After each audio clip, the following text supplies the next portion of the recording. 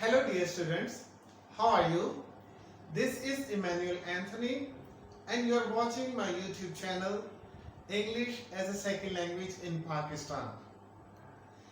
In this video lecture number 36, we are going to discuss the novel Goodbye Mr. Chips, chapter 7. We'll be reading first 11 lines from page number 16. As I read the lines for you, I will also be explaining you the concepts, ideas, events and difficult words used in these lines. Are you ready? Let us start. And so it stood. Here in this patch of sentence, the word it refers to Catherine's time period in Mr. Chip's life. She stayed in Mr. Chip's life for almost 1 to 2 years or less than 2 years. Here the word it means that time. So it stood. A warm and vivid, clear, very clear patch in his life. Patch, piece, a bit of something, a piece of something. And so it stood, a warm and vivid patch in his life. This part of the sentence says that in Mr. Chip's life, the time he spent with his wife, Catherine, stood clearly. It shone very well. He could remember all the time. He could memorize all the things they had shared together. Casting a radiance. Casting, throwing. A radiance, bright light. Casting a radiance. It means that Catherine's memories, they threw light that glowed in 1,000 recollections. Glowing or glowed means to shine.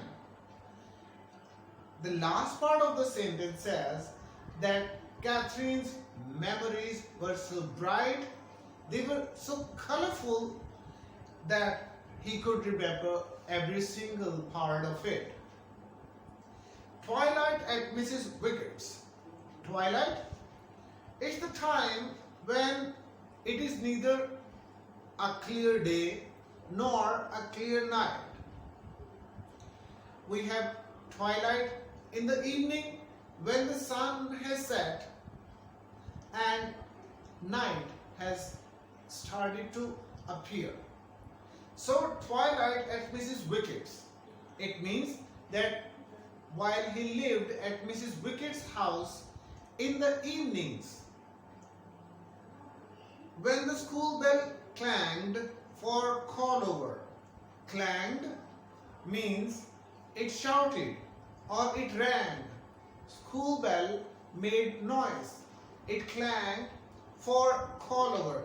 Call over means roll call. The hostel in charge must be taking a call over or a roll call, checking that if all the students were present, brought them back to him in a cloud.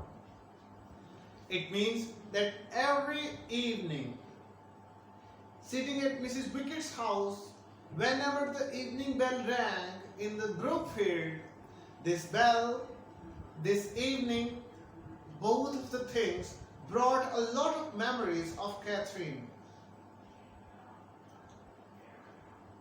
Catherine scampering along the stone corridors. Scampering, running or walking briskly or rushing along the stone corridors. Here is the list of the type of memories that used to appear to Mr. Chips. What did he remember about Catherine? Here in this paragraph we are given a list. Number 1, Catherine is running or walking fast in the corridors of Brookfield. Number 2, laughing beside him at some howler. Howler, mistake. In an essay he was marking. He remembered that she was laughing, standing beside him. What was she laughing on? She was laughing about a mistake student had made in a written essay. Taking the cello part in a Mozart trio. Cello. Cello is a musical instrument. It is stringed. String means cello has some strings to play the music with. Part in a Mozart. Mozart is name of a musician, a famous musician. Trio is the type of music, the type of symphony being created. Taking the cello part in a Mozart trio for the school concert. Next memory we are discussing, Mr. Chips would remember that Catherine is playing cello musical instrument, preparing for a school concert. Next, her creamy arm. Sweeping over, she was moving over her arm the brown sheen means shining of the instrument. She is playing the cello instrument and he could remember her arm, he could remember her performance. She had been a good player and a fine musician. And Catherine furred. Fur is a type of skin of animals which we use in the preparation of warm clothes. So Catherine is furred means that Catherine is wrapped up in warm clothes. And muffed. Muffed means that she has covered her hands with gloves for the December house matches. Catherine at the garden party that followed speech day prize giving.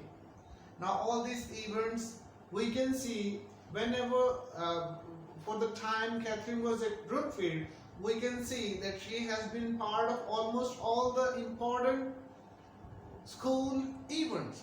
Catherine tendering her advice, she was suggesting, she was giving her advice in any little problem that arose. He could remember, Chips would remember that Catherine is suggesting her something about the different everyday matters. Good advice too, which he did not always take, but which always influenced him. Mr. Chips did not always accept Catherine's suggestions, but he admitted that her suggestions were very informative, they were very convincing. So all in this paragraph we saw what type of memories would come to Mr. Chips about his wife Catherine. I hope you enjoyed the lesson. See you in the next class. Have a very nice time. Thank you.